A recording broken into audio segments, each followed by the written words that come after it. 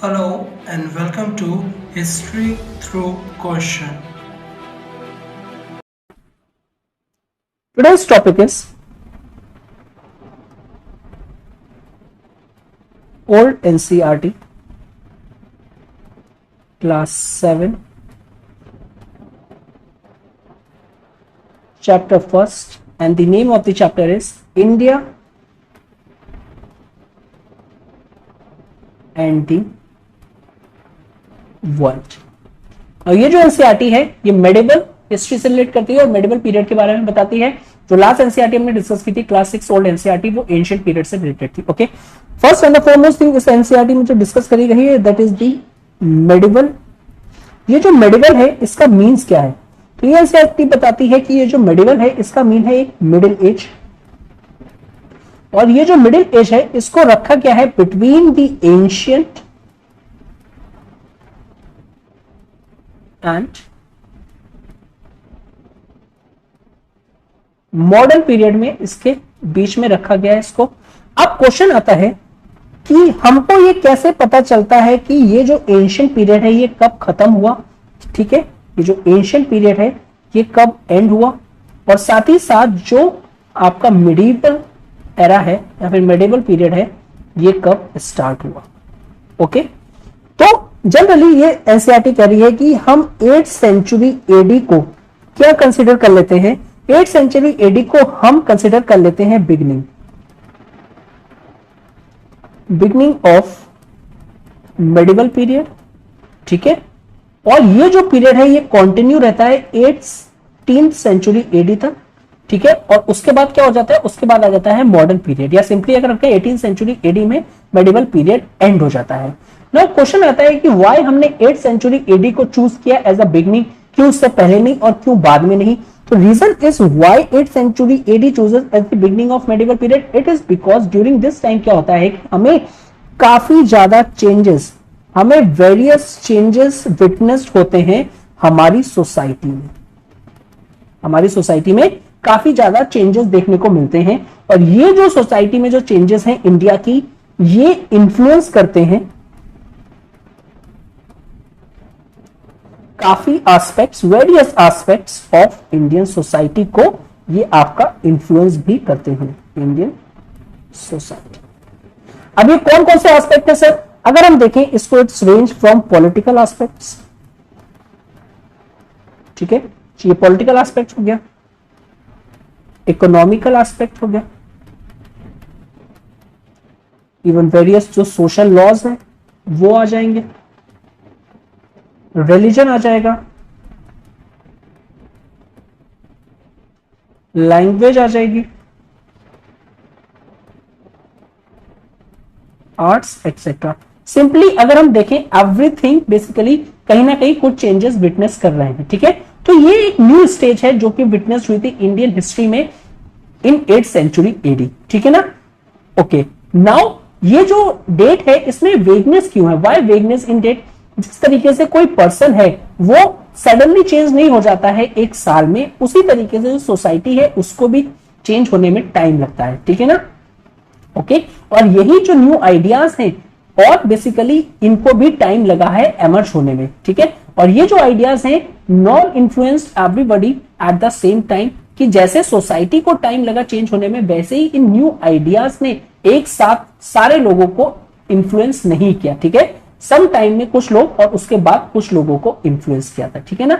सो जो चेंजेस हैं in India सब कॉन्टिनेंट में अगर हम देखें और इंडियन सोसाइटी में देखें, वो हमें विटनेस होते हैं 8th century AD. At the same time साथ साथ कुछ चेंजेस हमें विटनेस होते हैं 8th सेंचुरी में, और बाकी चेंजेस हमें विटनेस होते हैं आने वाले ईयर्स में, that is various other centuries में। तो ये जो चेंजेस है ये क्लियरली विजिबल थे उस टाइम। ठीक है ना? सिमिलरली अगर हम जब देखें कि अगर हम मुगल एम्पायर का जब डिक्लाइन देखें, उसी तरीके के बाद क्या होता है? Rise of British Empire. तो इसी तरीके से एंशिएंट पीरियड से जब हम आपके मेडिवल में आ रहे थे तो हमें चेंजेस देखने को मिले।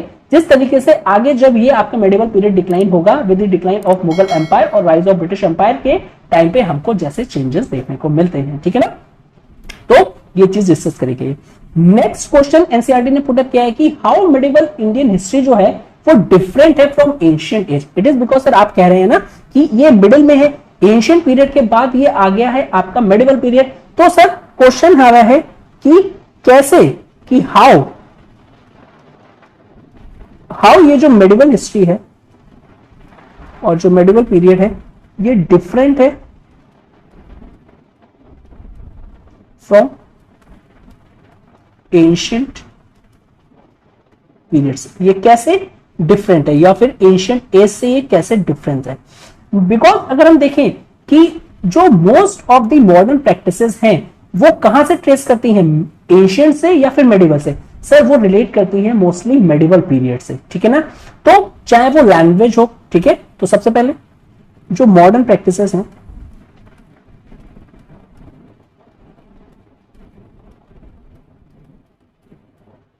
वो ट्रेस करती हैं अपना ओरिजिन इन मेडिवल पीरियड, ठीक है ना। चाहे वो लैंग्वेज हो, चाहे वो सम फूड का आपका हो जाए, फूड पैटर्न हो जाए, ठीक है ना, या फिर ड्रेसेस हो जाए, ड्रेस पैटर्न हो जाए, या फिर मैनी रिलीजियस बिलीव्स हो जाए, ये सारी की सारी चीजें जो आज मॉडर्न प्रैक्टिसेस हैं ये ट्रेस होती हैं इनका ओरिजिन मेडिवल पीरियड में, ठीक है ना। और नेक्स्ट अगर हम देखें जो मेडिवल पीरियड है उसमें हमें मोर ऑथेंटिक इंफॉर्मेशन मिल जाती है। सो जो मेडिवल पीरियड है हमारा उसमें हमें मोर ऑथेंटिक इंफॉर्मेशन मिल जाती है in comparison to the ancient period. Because अगर हम मेडिवल पीरियड को देखें तो ये जो है ना क्लोजर अस इन टाइम है, यानी अगर अभी से हम कैलकुलेट करना चाहें मेडिवल पीरियड तो उसमें कम टाइम गैप है in comparison to the ancient period जो कि बहुत ही ज्यादा एंशियंट है, उसमें ज्यादा टाइम है। तो ये क्या है, सबसे पहले ये क्लोजर है,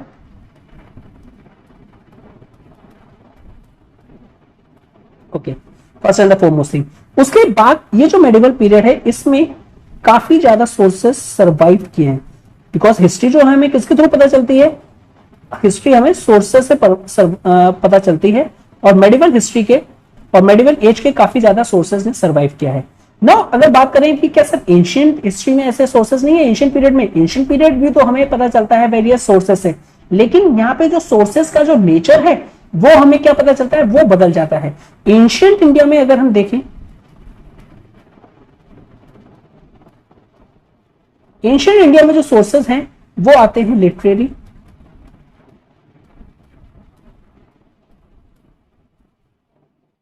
और आर्कियोलॉजिकल। अब लिटरेरी सोर्सेस की बात करें तो prior to the Vedic age हमारे पास लिटरेरी सोर्सेस नहीं है। अगर हड़प्पन के literary sources in the forms of seals and script हैं भी, लेकिन उनकी स्क्रिप्ट क्या है, अनडेसिफर्ड है, यानी अभी तक उनके बारे में प्रॉपर तरीके से हमें पता नहीं चल पाया, ठीक है, और ये भी काफी कम है, ठीक है ना। आर्कियोलॉजिकल सोर्सेस की बात करें तो उसकी इंटरप्रिटेशन में काफी ज्यादा क्वेश्चंस हैं। ऑन दी अदर हैंड अगर हम मेडिवल के बारे में देखते हैं, मेडिवल पीरियड के बारे में, जो कि चाहे वो हम 8 to 13 सेंचुरी अगर हम देखें तो हमें काफी ज्यादा इंफॉर्मेशन मिल जाती है, और ये जो इंफॉर्मेशन है ये हमको प्रोवाइड करवाते हैं थ्रू वेरियस जो भी इंस्क्रिप्शंस मिलते हैं, ठीक है ना, जो हमको वेरियस इंस्क्रिप्शंस मिलते हैं। अब ये जो इंस्क्रिप्शंस है ये आइदर रिटन होंगे आपके स्टोन में जिनको टेम्पर नहीं किया जाता, या फिर कॉपर प्लेट्स में।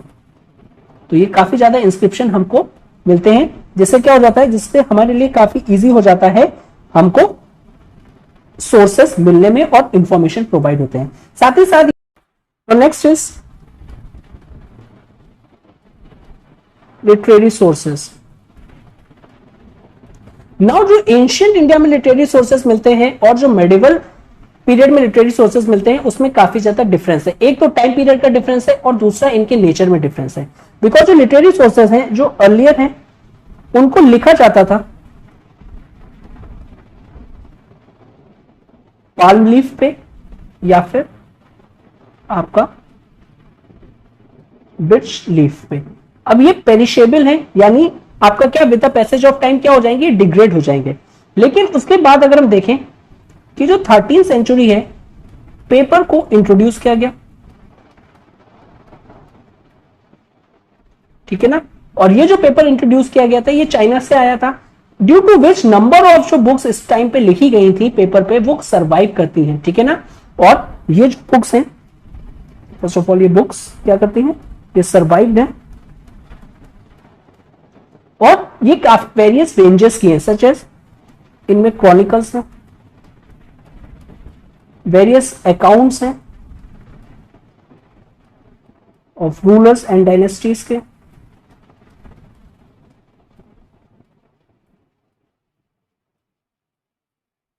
ठीक है ना। सम मेमोइर्स हैं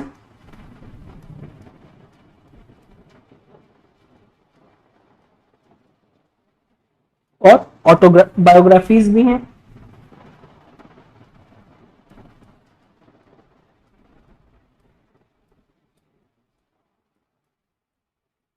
ऑटोबायोग्राफिकल अकाउंट्स भी हैं जो कि हैं लाइव्स ऑफ रूलर्स, ठीक है ना। मेमोइर्स में अगर हम देखें तो हमें पता चलता है बाबर के मेमोइर्स, जहांगीर के, ठीक है ना। साथ ही साथ वेरियस ट्रैवलर्स के भी अकाउंट हैं जो ट्रैवलर्स ने इंडिया को विजिट किया था ड्यूरिंग दिस टाइम, ठीक है। तो ये सारे सारे अकाउंट हैं, प्लस जो रिलीजियस जो सब्जेक्ट्स हैं यानी जो रिलीजियस जो टेक्स्ट हैं उनसे भी हमें काफी इंफॉर्मेशन मिलती है, ओके। और जो इस टाइम की रिलीजियस लिटरेचर है, ठीक है। और ये जो लिटरेरी सोर्सेस हैं इनमें ना मिडिवल पीरियड में 13th सेंचुरी के बाद में एक स्पेशल एलिमेंट भी ऐड हो गया था और उसको हम कहते हैं मिनिएचर पेंटिंग, मिनिएचर पेंटिंग्स, ठीक है ना। अब ये इसलिए बनाई जाती थी ताकि जो इलस्ट्रेशन है उसको क्या किया जाए, उसको और अच्छे तरीके से आपका इलस्ट्रेट करके इंफॉर्मेशन को प्रोवाइड करवाया जाए, ओके। और ये जो मेडिवल पीरियड है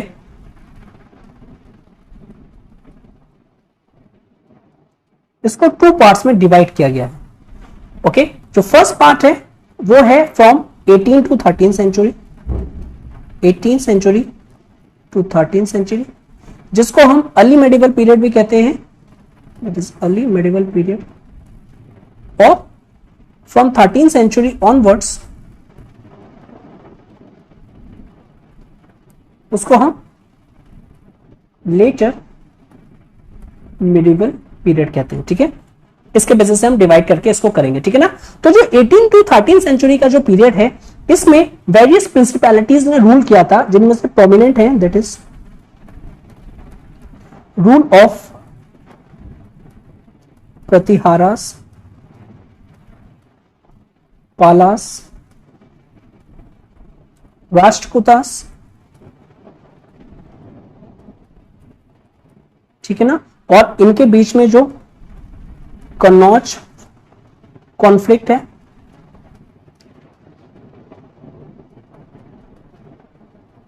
कन्नौज कॉन्फ्लिक्ट, ठीक है ना। उसके बाद साथ ही साथ जो राजपूत किंगडम है,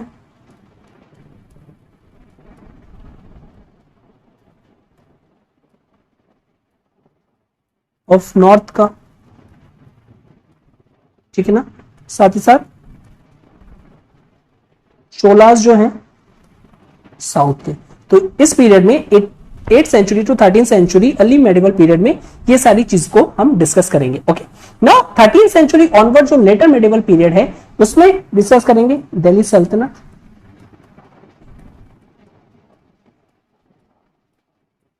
ठीक है ना, दी बहामनी,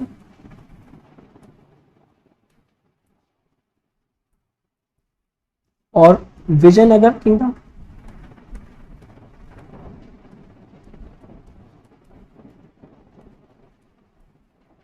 मुगल एम्पायर। तो इन पीरियड में हम इनके बारे में डिस्कस करेंगे। साथ ही साथ अगर हम सोसाइटी के बारे में देखें कि जो अर्ली मेडिवल सोसाइटी थी और वो जो mature that is later medieval period है, वो सोसाइटी में क्या चेंजेस आए। लुक, जो न्यू आइडियाज थे ना, जो न्यू आइडियाज थे रिलेटेड टू कल्चर हो गया या फिर कल्चर एसिमिलेशन हो गया, जो लोग बाहर से आए थे, चाहे वो रिलीजियस आइडियाज हो चाहे वो पॉलिटिकल आइडियाज हो, तो इस टाइम अर्ली मेडिवल पीरियड में इंट्रोड्यूस हुए थे new ideas, introduced new ideas, plus cultural assimilation भी हुआ था। जो बाहर से लोग आए थे वो क्या कर रहे थे, इंडियन के जो कल्चर के साथ आपका एसिमिलेट कर रहे थे, तो उससे कल्चर एसिमिलेशन भी हुआ। दो कल्चर मिले, सच एज अगर हम देखें इंडो ग्रीक्स, चाहे वो शकाज हो, एंड कुशानास, ठीक है ना। अब ये हो गया अर्ली मेडिवल सोसाइटी, ठीक है ना। अब देखते हैं लेटर मेडिवल सोसाइटी में। नाउ लेटर मेडिवल सोसाइटी में हमने जो अर्ली मेडिवल सोसाइटी में जो चेंजेस इंट्रोड्यूस किए गए थे वो न्यू थे और उनको टाइम लगा वेल एस्टैब्लिश होने में। लेकिन later medieval society that is 13th century onwards आते आते ये जो चेंजेस इंट्रोड्यूस हुए थे अर्ली मेडिवल सोसाइटी में, ये सारे चेंजेस वेल एस्टैब्लिश हो गए। वेल एस्टैब्लिश होने के साथ साथ हमको देखने को मिलता है वेरियस न्यू आइडियाज और वेरियस अदर चेंजेस। अब ये जो न्यू आइडियाज और ये चेंजेस ये कौन लेके आया, ये आए थे फ्रॉम आउटसाइड इंडिया से, जिनको लेके आई थी ये जो रूलिंग न्यू डायनेस्टीज है जो कि इंडियन सब कॉन्टिनेंट में इन्होंने रूल किया था, चाहे वो टर्क्स हो,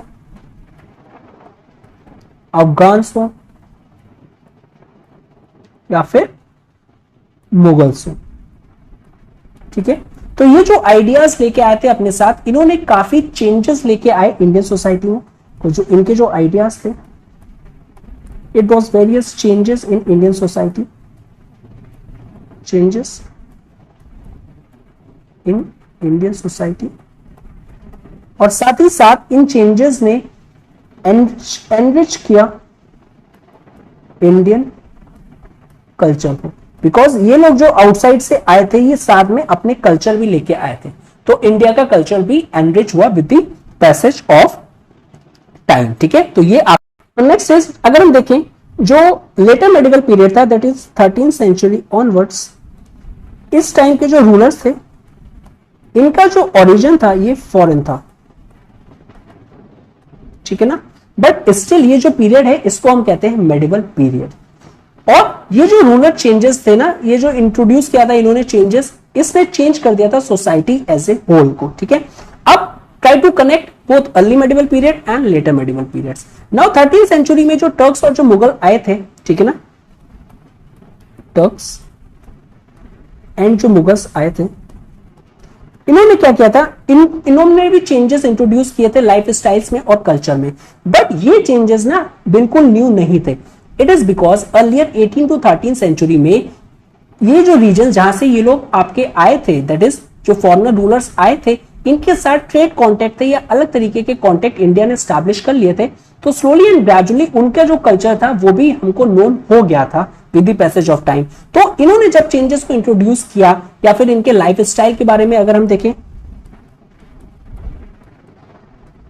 या फिर इनके हम कल्चर के बारे में देखें, तो वो काफी ज्यादा सिमिलर था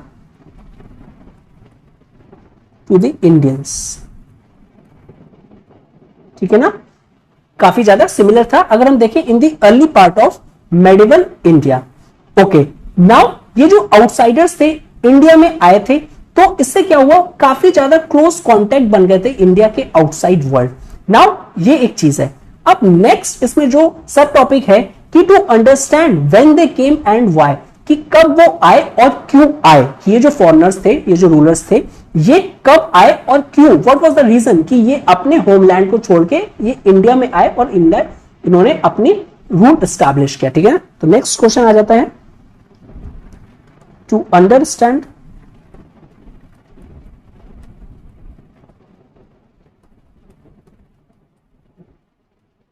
when they came and why, ठीक है ना। सबसे पहले इसको अंडरस्टैंड करने के लिए हम देख लेते हैं कि वेस्टर्न एशिया, यूरोप में, सेंट्रल एशिया, चाइना में और साउथ ईस्ट एशिया में एग्जैक्टली हो क्या रहा था, ठीक है ना। तो स्टार्ट करते हैं। 7th सेंचुरी में लास्ट एनसीईआरटी के चैप्टर 9th में हमने देखा था कि इस्लाम एमर्ज हुआ था। ओके। अब इस्लाम एमर्ज हुआ था अंडर प्रॉफिट मोहम्मद, ठीक है ना। और उस टाइम पे प्रॉब्लम क्या थी सऊदी अरेबिया की, उस टाइम पे जो वेरियस अरब ट्राइब्स थी और वो क्या थी, एक दूसरे से लड़ रही थी। जब इस्लाम एमर्ज हुआ उसके थ्रू ये जो अरब ट्राइब्स थी ये क्या हुआ, यूनाइट हुई।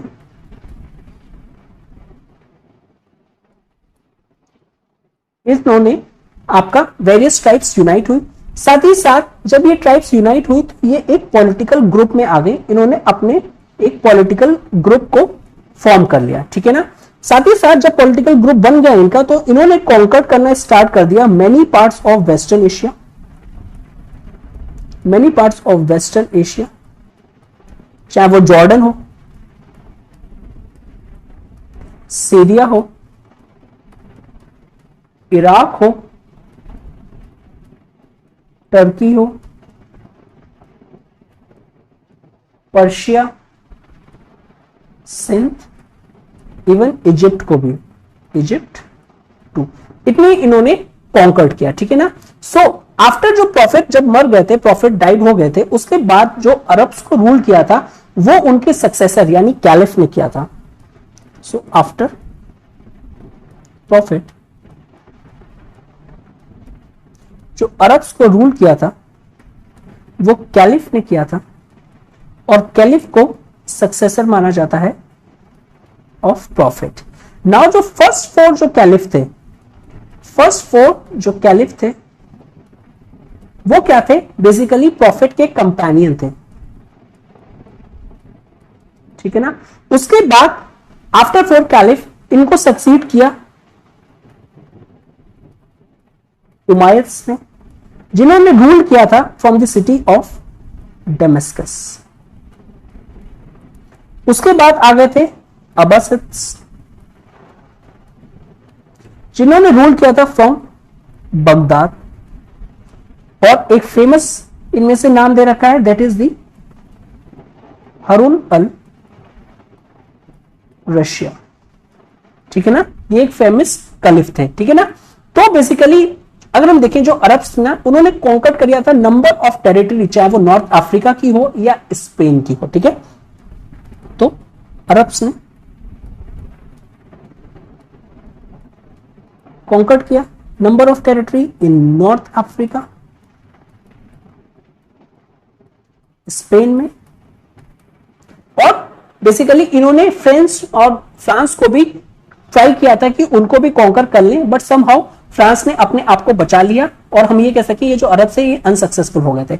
नाउ अरब्स के बारे में ये कहा जाता है, लास्ट लेक्चर में हमने डिस्कस किया था कि ये जो अरब्स थे ना, नॉट ओनली कॉन्करर्स, ये सिर्फ कॉन्करर्स नहीं थे बट ये ट्रेडर्स भी बहुत अच्छे थे, ठीक है ना, बहुत अच्छे ट्रेडर्स थे। सो जो टेरिटरीज इनके कंट्रोल में आ गई थी वहां पे अरब्स ने क्या किया था, अपने ट्रेड को डेवलप कर दिया था, ठीक है ना। सून जो अरब्स थे वो ट्रेड करने लगे थे many part of the world, ठीक है ना। और चाहे वो इंडिया हो, चाहे वो चाइना हो, Europe, East and even West Africa में भी ये लोग ट्रेड करने लगे थे। अब एज ए कॉन्करर्स जब वो लोग स्टैब्लिश नहीं हो पाए ढंग से, ठीक है ना, सक्सेसफुल नहीं हो पाए, और एज ए ट्रेडर्स काफी सक्सेसफुल हो रहे थे, तो ये जो ट्रेड के थ्रू इनको क्या हुआ, इस ट्रेड ने इनको अरब्स को काफी ज्यादा प्रॉस्पेरिटी प्रोवाइड करवाई, काफी ज्यादा आपको इनको रिच करवा दिया। अब ये लोग इतने रिच हो गए कि इन्होंने एक अपनी न्यू सिविलाइजेशन को एस्टैब्लिश किया, न्यू सिविलाइजेशन को एस्टैब्लिश किया, ठीक है ना। एट द सेम टाइम जो अरब्स थे ना वो शुरू से ही काफी इंटरेस्टेड थे इन नॉलेज में, इंटरेस्टेड थे नॉलेज में, चाहे वो कहीं पे भी किसी भी पार्ट ऑफ वर्ल्ड में आपकी एमर्ज हुई हो नॉलेज, ठीक है ना, ठीक है, जो इस टाइम डेवलप हुई थी इस पीरियड में, चाहे वो ग्रीक में हुई हो, चाहे वो पर्शियन में हुई हो, चाइनीज हो या फिर इंडियन हो। और इन नॉलेज को ये लोग क्या करते थे कि इन नॉलेज इन सबसे उनको अंडरस्टैंड करके इन नॉलेज को फर्दर आपका डेवलप करते थे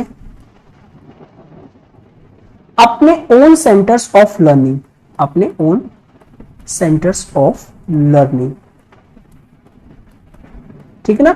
जैसे कि आपका कुछ इंडिया में इनोवेट हुआ, हम जीरो की बात करें या न्यूमेरिकल्स की बात करें तो अरब्स वर द फर्स्ट जिन्होंने आपका ये यूज किया था और वहां से यूरोप में गया था।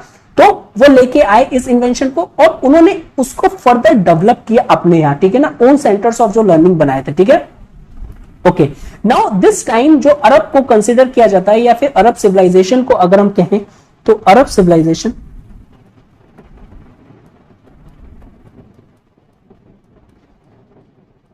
was one of the most advanced civilization in the world में उस टाइम कंसिडर किया जाता है, चाहे वो आपका प्रॉस्पेरिटी के उसमें हो, चाहे वो कल्चरल डेवलपमेंट में हो और फॉर एनी पर्पस हो, ठीक है ना। पर साथ ही साथ क्या हमें देखने को मिलता है कि वन साइड तो ये आपके अरब्स काफी ज्यादा प्रॉस्पर हो रहे थे और इनमें कल्चरल डेवलपमेंट हो रहा था, और साथ ही साथ में ये देखने को मिलता है कि जो अरब्स थे ये अब टू ग्रुप्स के साथ इनका वॉर स्टार्ट हो गया था, और ये जो टू ग्रुप्स थी, एक थे यूरोपियन और दूसरे थे मंगोल। अब इनको हम आपका वन बाय वन करके डिस्कस करेंगे, ठीक है ना, मंगोल्स। तो फर्स्ट हम यूरोप के बारे में देख लेते हैं कि what leads to the, basically कैसे ये लोग आपके कांटेक्ट में आए या फाइट में आ गए आपके अरब्स के। तो यूरोप में देखें, सो जैसे ही रोमन एम्पायर का डिक्लाइन हुआ या फिर रोमन एम्पायर का जो एंड हुआ, उसने यूरोप की पावर को डिक्लाइन कर दिया। यूरोप की जो पावर थी वो काफी डिक्लाइन हो गई थी। एट द सेम टाइम जो रोम था, अब वो बेसिकली अटैक करने लगे थे उसको सीरीज ऑफ बारबेरियन ट्राइब्स, उनमें से एक ट्राइब थी हुनास, और ये सेम ट्राइब थी जिसने गुप्ता एम्पायर को भी अटैक किया था, ठीक है ना। दूसरी थी गोथ्स एंड तीसरी थी वेंडर्स। तो ये सारी की सारी एक बारबेरियन ट्राइब्स थी जिन्होंने स्टार्ट कर दिया था रोम को अटैक करना, ठीक है ना। और फाइनली रोम एम्पायर जो था वो एंड हो गया था इन एडी 500, और उससे यूरोप काफी ज्यादा सफर्ड हो रहा था। इट इज बिकॉज वहां पे आपकी लेस पॉलिटिकल सिक्योरिटी बची थी क्योंकि कांस्टेंट वॉर हो रहे थे, लॉ एंड ऑर्डर की सिचुएशन काफी कोलैप्स हो गई थी, और इवन जो फार्मर्स थे जो कि प्रोड्यूस करते हैं और जो कि बेसिक नेसेसिटीज को आपका फुलफिल करते हैं लोगों की, उनको भी वेरियस लूटा जाता था, ठीक है ना। अब सब ये सारी चीजें हो रही हैं जब आपकी पॉलिटिकल स्टेबिलिटी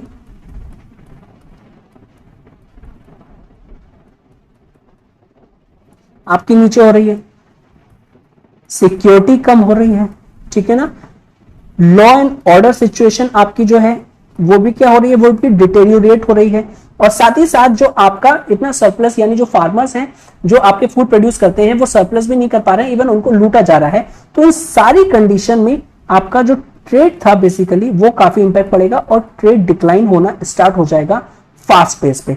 अब ये जो ट्रेड डिक्लाइन होगा तो it leads to the decline of big cities, ठीक है ना, बिग सिटीज। अब जब बिग सिटीज आपके डिक्लाइन हो जाएंगे तो वहां पे जो नॉलेज सेंटर होंगे और जो एजुकेशनल सेंटर्स होंगे या फिर एजुकेशन का लेवल होगा वो भी बहुत कम हो जाएगा, और यही रीजन था कि उस टाइम पे भी नॉलेज और एजुकेशन लेवल बहुत कम हो गया था आपका, और फिर सिंपल अगर हम कह सके तो वो रिस्ट्रिक्ट हो गया था to the religious centres, to the religious centres such as जो वेरियस क्रिश्चियन मोनास्ट्रीज थी उनमें ही सिर्फ और सिर्फ वो लिमिटेड होके रह गया था। अब क्या हुआ, अब ये जो क्रिश्चियन मोनेस्ट्रीज थी, जब रिलीजन आपका लिमिटेड हो गया था, नॉलेज और एजुकेशन लेवल सिर्फ इन पे ही था, तो इन क्रिश्चियन मॉन्क्स ने क्या किया,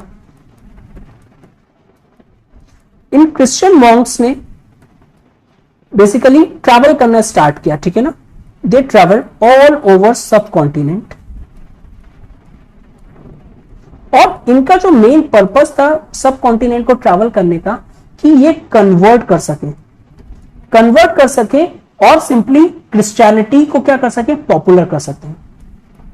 क्रिश्चियनिटी को ये क्या कर सके, ये पॉपुलर कर सके और लोगों को इस क्रिश्चियनिटी में के रिलीजन में कन्वर्ट कर सके।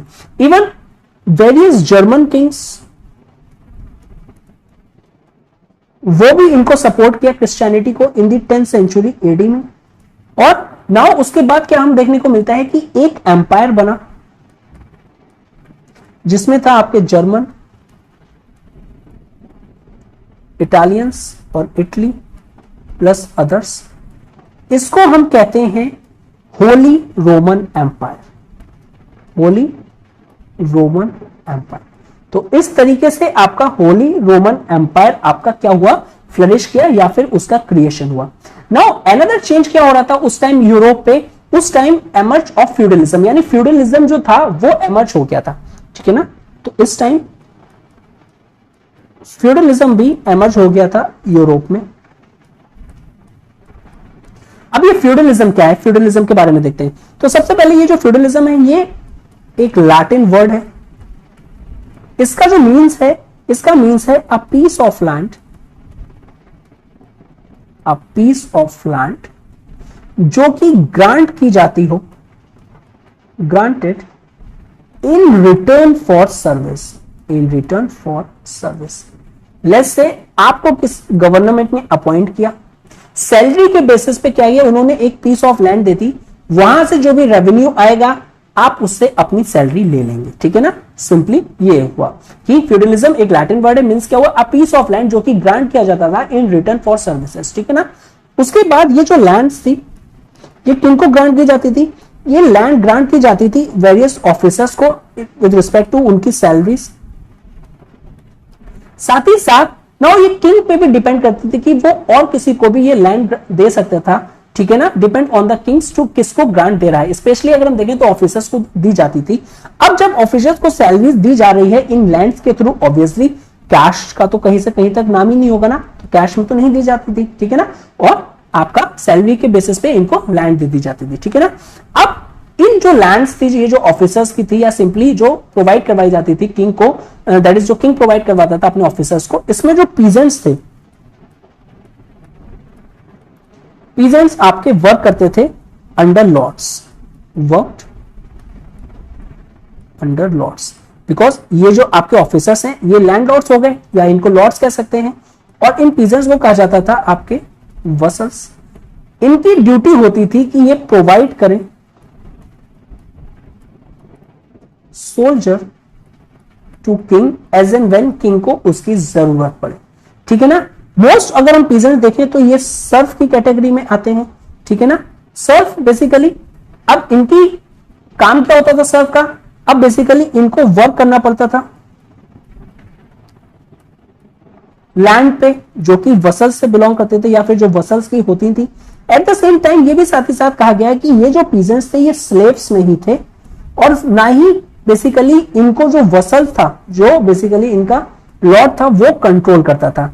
बट अगर हम इनकी जो कंडीशन देखें इन पीजेंट्स की, वो बहुत ही ज्यादा पैथेटिक है, यानी बहुत ही ज्यादा पुअर कंडीशन है इन पीजेंट्स की, ठीक है ना। अब ये जो सिस्टम था कि जो फ्यूडलिज्म का जो एडवांटेजेस था, जितना भी एडवांटेजेस होता था, ये जो बड़े लोग थे दैट इज जो वसल्स हो गए या फिर जो किंग हो गए, इन लोगों को मिल जाता था जितनी भी अर्निंग होती थी, ठीक है ना। ओके, लेकिन जो पीजेंट्स था वो काफी ज्यादा हार्ड वर्क करता था, लेकिन जो वेल्थ थी वो इक्वली डिस्ट्रीब्यूट नहीं होती थी। तो आपका जो वेल्थ थी वो मोस्टली आपके वसल्स के हाथ में जाती थी या किंग के हाथ में जाती थी और अनइक्वली डिस्ट्रीब्यूटेड, अनइक्वली डिस्ट्रीब्यूटेड। सारी की सारी वेल्थ आपकी मेजॉरिटी पोर्शन उसमें से वसल्स के पास और आपका किंग के पास चला जाता था, ठीक है ना। और जो पीजेंट्स थे वो जो आपके पुअर थे वो हमेशा पुअर ही रहे, उनको एक्सप्लॉयटेशन काफी उनका ज्यादा होता था, ठीक है ना। नेक्स्ट अगर हम देखें तो एट दैट टाइम जो यूरोप था उसने अरब से अपने रिलेशन जो थे वो कट ऑफ कर लिए थे, और लेटर पीरियड ऑफ टाइम में हमने ये देखा कि फिर जो यूरोप है वो इंटरेस्टेड हुआ था अरब में। लेटर यूरोप था फिर से वो अरब में इंटरेस्टेड हुआ था। अब ये जो अर्लियर जो रिलेशंस थे वो ब्रेक ऑफ कर लिए थे या कट ऑफ कर लिया था अपने आप को अरब से, लेटर इंटरेस्टेड हुआ था अरब में। तो इसका क्या रीजन था, तो इसके टू मेन इंपॉर्टेंट रीजंस हैं। फर्स्ट रीजन ये है कि उस टाइम जो ट्रेड था, ट्रेड ने अरब को बहुत ज्यादा प्रॉस्पर कर दिया था या फिर रिच बना दिया था ना, और इस चीज ने अट्रैक्ट किया था जो यूरोपियन ट्रेडर्स हैं कि जो अरब ट्रेड्स करते थे वो काफी ज्यादा प्रॉस्परस था तो यूरोप ने सोचा कि अगर हम इनके कांटेक्ट में आएंगे और ट्रेड करेंगे तो we will also got benefited, हमको भी बेनिफिट मिलेगा। सेकेंड रीजन क्या था कि जो रिलीजन था,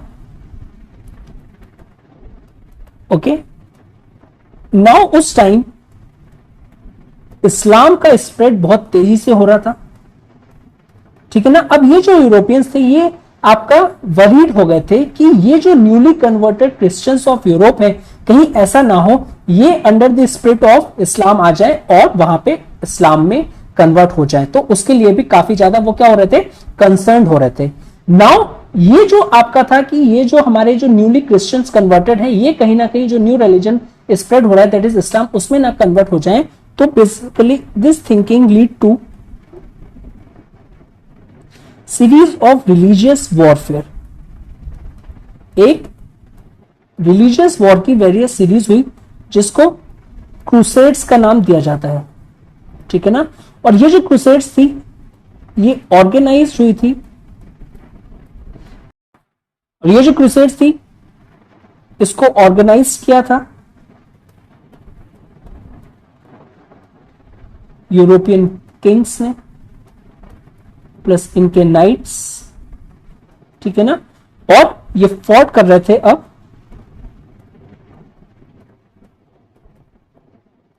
अरब से और साथ ही साथ टर्क से। कहां पे ये कर रहे थे, ईस्टर्न मेडिटेरेनियन रीजन में, ओके ना। अच्छा, ये जो ईस्टर्न मेडिटेरेनियन रीजन में ये जो वॉर्स कर रहे थे ना, ये जो क्रूसेड्स थी कि ये कॉन्कर कर लेंगे land of Arabs and Turks, और वहां पे जो ये जो इस्लाम हो रहा है इसको काउंटर कर लेंगे। ये जो इनका मेन ऑब्जेक्टिव था इन क्रूसेड्स वॉर का, ये फेल हो गया। सो ये जो क्रूसेड्स वॉर थी इनका जो ऑब्जेक्टिव था ये फेल्ड हो गया टू कॉन्कर द लैंड।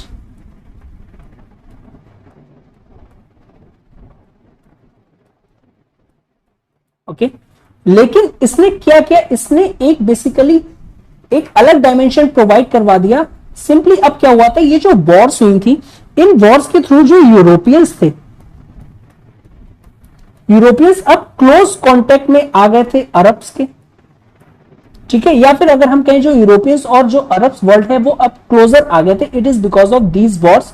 और यूरोपियंस पहले से ही इंटरेस्टेड थे अरब्स ट्रेड में, तो उन्होंने क्या किया कि अब स्टार्ट कर दिया, started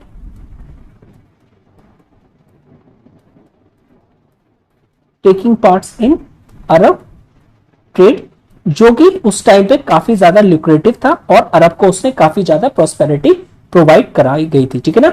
साथ ही साथ उस टाइम की जो अरब की जो एडवांसमेंट थी लर्निंग में वो भी काफी ज्यादा थी, तो ये भी यूरोपियंस को अट्रैक्ट किया था कि जो लर्निंग थी अरब की वो भी काफी ज्यादा एडवांस थी। ओके, नाउ बेसिकली अब क्या हमें देखने को मिलता है कि ये जो डेवलपमेंट हुआ और जो क्रूसेड वॉर हुई फेल्ड हुई, लेकिन इसने क्या किया, आपका यूरोपियन और अरब्स को क्लोज कांटेक्ट में लेके आए और यूरोपियंस ने पार्टिसिपेट करना स्टार्ट कर दिया अरब के ट्रेड में, और यूरोपियंस इंटरेस्टेड भी थे अरब लर्निंग में। Now this lead to the development of learning process in Europe. इसके थ्रू क्या हो गया कि लर्निंग प्रोसेस यूरोप में भी स्टार्ट हो गया, ठीक है ना, in the 15th and 16th century. इसका मैं एग्जांपल अगर आपको बताऊं कि हमारे यहां से जो जीरो और जो न्यूमरल्स की जो नॉलेज थी वो अरब्स ने फर्स्ट ऑक्यूपाई करी थी, उसके बाद अरब से ये यूरोपियंस में स्प्रेड हुई थी, तो इसी के थ्रू हुई थी, ठीक है। So try to link that point as well, ठीक है। ओके, अगर हम 9th सेंचुरी में देखें, सो 9th सेंचुरी में जो अब्बासिद जो एम्पायर था और जो अब्बासिद कैलिफ्स थे जो उसको कंट्रोल कर रहे थे वो वीक हो गया था और ये डिवाइड हो गया था टू इंडिपेंडेंट प्रोविंसेस में, टू इंडिपेंडेंट प्रोविंसेस में डिवाइड हो गया था। अब ये जो प्रोविंस थे ये था आपका Ghazni, province of Ghazni and Ghor, ठीक है ना। नेक्स्ट जो इंफॉर्मेशन प्रोवाइड करवाएगी एनसीईआरटी में about the Seljuk Turks, about the Seljuk Turks. ना इनके बारे में ये प्रोवाइड करवाया गया है कि ये एक पावरफुल एंटिटी थे सेंट्रल एशिया में। सेंट्रल एशिया में इनका काफी ज्यादा एक स्ट्रॉन्ग होल्ड था और ये आपके वेस्टवर्ड इन्होंने मूव किया इन ऑर्डर टू एस्टैब्लिश, अपने रूल को एस्टैब्लिश करने के लिए इन्होंने वेस्टवर्ड मूव किया और ये बेसिकली सक्सेसफुल भी हो गए थे to establish there rules in some of the provinces by 11th century. Okay, तो इन्होंने जो अपना एस्टैब्लिशमेंट किया था स्पेशली ये वेस्टर्न एशिया में किया था। वेस्टर्न एशिया में इन्होंने अपना एस्टैब्लिशमेंट किया था। साथ ही साथ इन्होंने अटैक किया पर्शिया को, इराक को, Syria and Byzantine empire.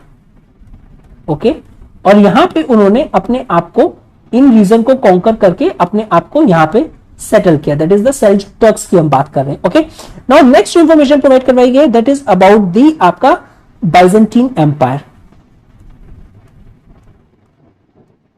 Byzantine empire, ठीक है ना। तो बाइजेंटीन जो एम्पायर थी उसकी कैपिटल थी Constantinople,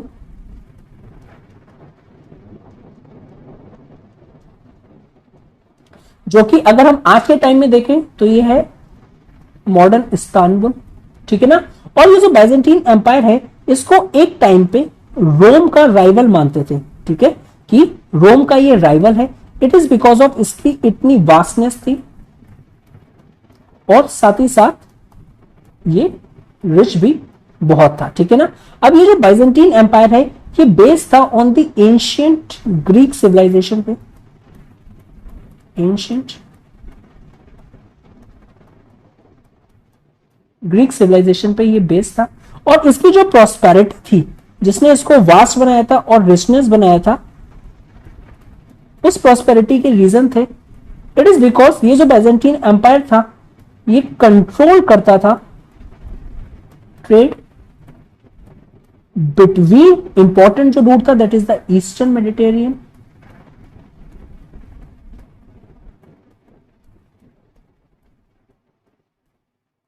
and Russia and Scandinavian. ये सब आपका ट्रेड को कंट्रोल करता था, ठीक है ना, between eastern Mediterranean, Russia and Scandinavia, ठीक है ना। उसके बाद साथ ही साथ जो ट्रेड होता था फ्रॉम सेंट्रल एशिया और वो होता किसके थ्रू था, चाइना टू पर्शिया, उसको भी ये कंट्रोल करता था। ओके, सो ट्रेड जो कि सेंट्रल एशिया में होता था फ्रॉम चाइना टू पर्शिया, ये उसको भी कंट्रोल करता था, ठीक है ना। सो ड्यू टू आपका जब इतने अच्छे से आप कंट्रोल कर रहे हो ट्रेड को, इतने वास्ट रीजन को, it is because of vastness, तो ऑब्वियसली ये क्वाइट एविडेंट है कि ये जो एम्पायर है वो रिच होगा ही होगा, ठीक है ना। ओके, नाउ नेक्स्ट सब टॉपिक है इसमें जो 13th सेंचुरी में हमें एक और इंपॉर्टेंट डेवलपमेंट देखने को मिलता है और वो है that is the rise of Mongols. अब ये जो मंगोल का राइज होता है ये होता है उनके लीडर चंगेज खान के अंडर में, ठीक है ना। और चंगेज खान क्या करते हैं, अटैक करते हैं इस सेल्जुक एम्पायर को और अटैक करके उसको वीक कर देते हैं, ठीक है ना। इसका ओनली एक्सेप्शन एक था कि ये जो सेल्जुक टर्क्स थे इनमें एक एक्सेप्शन था that is the Ottoman Turks, जो कि सेंटर और बेसिकली अपने आप को उन्होंने सेंटर कर दिया था या सेटल कर दिया था इन दी एनाटोलिया में, ठीक है ना। और इन्होंने वहीं से कैप्चर कर लिया था कॉन्स्टेंटिनोपल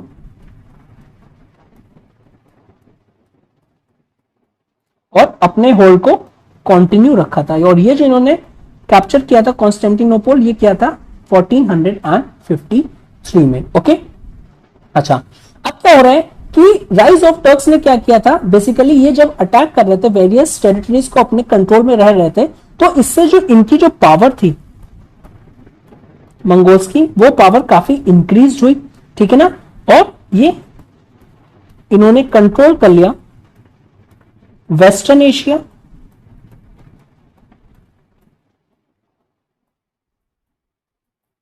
प्लस सदर्न रशिया,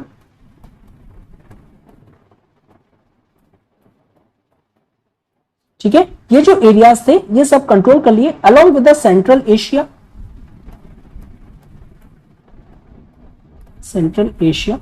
और इवन इन्होंने चाइना को भी कंट्रोल किया था, ठीक है, control China as well. Okay, next अगर हम देखें कि मिड ऑफ 13th-14th सेंचुरी जो मंगोल्स थे उन्होंने रूल भी किया था चाइना को, तो फ्रॉम मिड ऑफ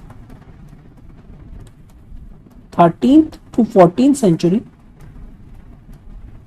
मंगोल्स ने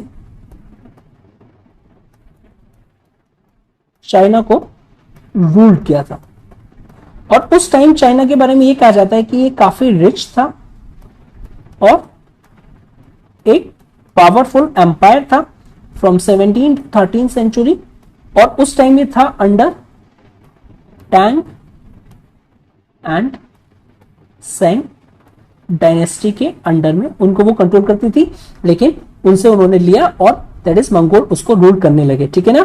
सो इस तरीके से जब उन्होंने चाइना को कॉन्कर किया तो मंगोल्स जो थे उन्होंने इंक्रीज कर दिया था अपना political power and wealth.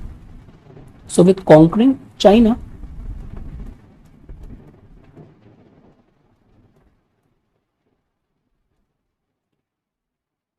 Mongols succeeded in order to increase its political power along with its wealth. Okay, तो ये हमने देख लिया।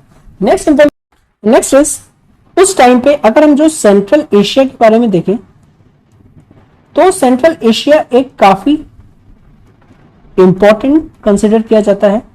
अभी इंपॉर्टेंट इसलिए कंसिडर किया जाता है, it is because during this period इसमें ट्रेड होता था बिटवीन चाइना एंड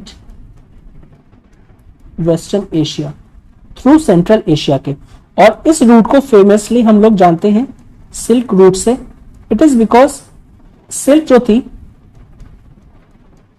वो एक इंपॉर्टेंट कमोडिटी थी जो कि इस पे आपका क्या होता था, उसका ट्रेड होता था, और ये चाइना से आती थी, ठीक है ना, बिकॉज जो चाइनीज सिल्क थी वो काफी इंपॉर्टेंट आइटम थी। साथ ही साथ अगर हम देखें तो चाइना में ना काफी ज्यादा इन्वेंशन स्टार्ट हो गए थे, और वो भी इन्वेंशन इसी रूट के थ्रू ट्रेवल करते थे फ्रॉम अनदर पार्ट, और सिंपली अगर हम कहें टू दी वेस्टर्न एशिया। अब ये जो दैट इज जो इनोवेशंस थी चाइना में वो कौन कौन सी थी, तो उस टाइम चाइना भी काफी ज्यादा इनोवेटिव था, और उसने बेसिकली इनोवेट किया था गन पाउडर को, पेपर हो गया, अलॉन्ग विथ प्रिंटिंग टेक्नोलॉजी। तो ये सारी की सारी चीजें चाइना से आपका क्या होती थी, ट्रेड होके जाती थी आपका वेस्टर्न एशिया में, ठीक है ना। तो सेंट्रल एशिया जो था हमेशा से अगर उसको कोई कंट्रोल कर ले तो वो एक यूजफुल एरिया था, जो भी उसको कंट्रोल कर लेता था तो काफी ज्यादा उसको क्या मिल जाता, एक स्ट्रेटेजिक एज मिल जाता था, ठीक है ना। उसके बाद नेक्स्ट इंफॉर्मेशन प्रोवाइड करवाई गई है, जो मंगोल्स थे उन्होंने कन्वर्ट कर लिया था अपने आप को इस्लाम में। जो मंगोल्स थे दे कन्वर्टेड देमसेल्व्स इनटू इस्लाम, और जब वो खुद कन्वर्ट हो गए तो उन्होंने काफी और ट्राइब्स को भी कन्वर्ट कर लिया जो कि रहती थी उस टाइम सेंट्रल एशिया में, ठीक है, along with part of China. It is because China को भी उन्होंने क्या कर लिया था, चाइना को भी उन्होंने कॉन्कर कर लिया था। ओके, नाउ सिल्क रूट जो है वो सिर्फ और सिर्फ अगर हम कहें कि यही ओनली रूट नहीं था जिसके थ्रू चाइना ट्रेड करते थे अपना चाइनीज मर्चेंट्स, साथ ही साथ वेरियस कार्गो और शिप्स थे वो अलग अलग जगह से भी आपका क्या करते थे, सेल करते थे, सच एज वो कैंटन एरिया हो गया या एमोय हो गया या अदर प्लेसेस हो गए कोई भी सदर्न चाइना में, ठीक है ना। तो ये जो शिप्स थे ये बेसिकली इंडिया से भी आते थे, ईस्ट अफ्रीका से भी आते थे, और इनमें से कुछ रुक जाता था जो पोर्ट्स होते थे साउथ ईस्ट एशिया में, और बाकी आगे चले जाते थे। ठीक है, सो अगर हम कंट्रीज देखें such as Annam, Laos, Cambodia, Java, Sumatra, Malaysia, तो इनमें both Chinese and Indian merchants compete करते थे फॉर ट्रेड के लिए। तो सम ऑफ जो कंट्रीज थी that is Annam, Laos,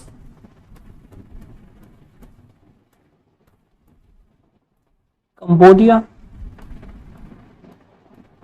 Java, Sumatra, Malaya. तो यहां पे चाइनीज के साथ साथ जो इंडियन मर्चेंट्स थे वो भी ट्रेड करते थे और उनके बीच में कंपटीशन था। ठीक है ना, ओके।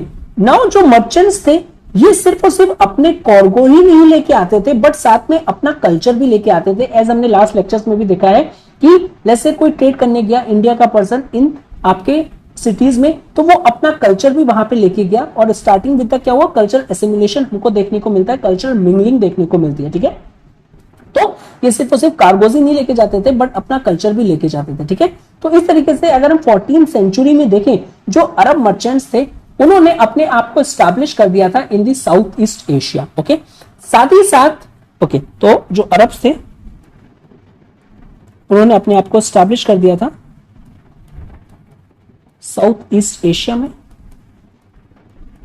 और साथ ही साथ अगर हम देखें जो इंडियन ट्रेडिंग के जो कॉन्टेक्ट्स थे, ठीक है ना, उन्होंने भी क्या किया कि जो इंडियन मर्चेंट्स थे उनको कंटिन्यू रहा कि जैसे वो ट्रेड करते थे, चाहे वो सेंट्रल एशिया में हो, चाइना में हो, साउथ ईस्ट एशिया में, कि वो वहां सेटल हो जाए। तो एक तरह से अरब जो मर्चेंट्स हमने देखा वो साउथ ईस्ट एशिया में, और इंडियंस जो है वो भी मर्चेंट्स आपके सेटल हो रहे हैं। It is because of the trading contacts. ठीक है ना, अब ये जो कॉन्टेक्ट्स थे, चाहे वो वेस्टर्न एशिया हो या फिर ईस्टर्न मेडिटेरेनियन हो, ये और रिन्यू करे गए जब अरब और जूइश मर्चेंट्स जो थे from west Asia north area settle हुए इंडिया में। एक तो क्या हो रहा था कि जो इंडियन मर्चेंट्स थे वो बाहर जाके सेटल हो रहे थे, साथ ही साथ जो आपके चाहे वो वेस्ट एशिया हो, चाहे वो वेस्ट एशिया हो या फिर आपका ईस्टर्न मेडिटेरेनियन वाले रीजन हो, ठीक है ना, वहां से बेसिकली उन्होंने क्या किया था, इन्होंने फर्दर रिन्यू कर दिया था बेसिकली आपका क्या, ये जो ट्रेडिंग कॉन्टेक्ट्स थे। इट इज बिकॉज जब अरब और जूइश जो मर्चेंट्स थे वो चाहे वो वेस्ट एशिया हो या फिर नॉर्थ अफ्रीका हो, ये इंडिया में सेटल्ड हो गए थे। जैसे इंडियन सेटल हो रहे थे बाहर अलग अलग जगह पे, ऐसे ही ये अरब्स और जूइश मर्चेंट्स इंडिया में सेटल हो गए थे। ठीक है ना, तो अगर हम मेडिवल पीरियड के टाइम पे देखें तो हमको ये देखने को मिलता है कि जो होल वर्ल्ड है, so during medieval period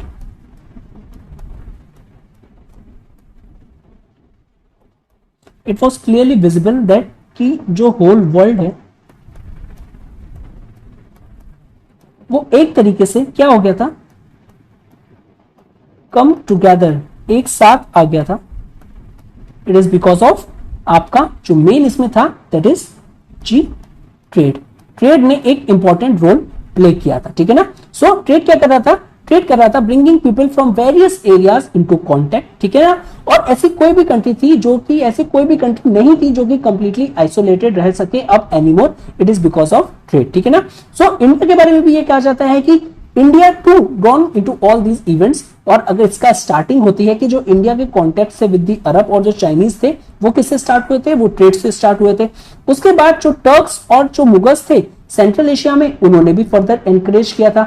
letter ये जो टर्क्स थे और जो मुगल्स थे ये क्या हुआ था, ये आ गए थे इंडिया में। पहले क्या करने आए थे, जैसे ये जो टर्क्स थे चाहे वो मुगल्स हो, ये पहले ट्रेड के थ्रू आए, इन्होंने अपने आप को सेटल किया। With the passage of time they became the conquerors. ऐसा ही इक्वली पैटर्न आपके यूरोपियंस ने भी फॉलो किया था। यूरोपियंस भी पहले क्या करने आए थे, पहले ट्रेड करने आए थे। ठीक है, एज ए ट्रेडर्स आए थे और उसके बाद उन्होंने भी अपने आप को एज अ रूरल एस्टैब्लिश कर दिया। तो अगर हम अर्ली मेडिवल पीरियड की बात करें, अर्ली मेडिवल पीरियड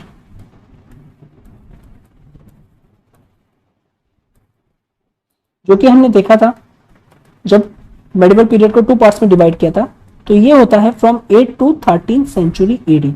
तो ये जो अर्ली मेडिवल पीरियड है, इसमें अगर हम नॉर्थ इंडिया में देखें, नॉर्थ इंडिया, तो वो उस टाइम काफी डिवाइडेड था। नॉर्थ इंडिया काफी डिवाइडेड था इन नंबर ऑफ किंगडम्स में, ठीक है, ठीक है ना, जो कि आपस में ही लड़ते रहते थे। और अगर हम साउथ इंडिया की बात करें ड्यूरिंग दिस टाइम,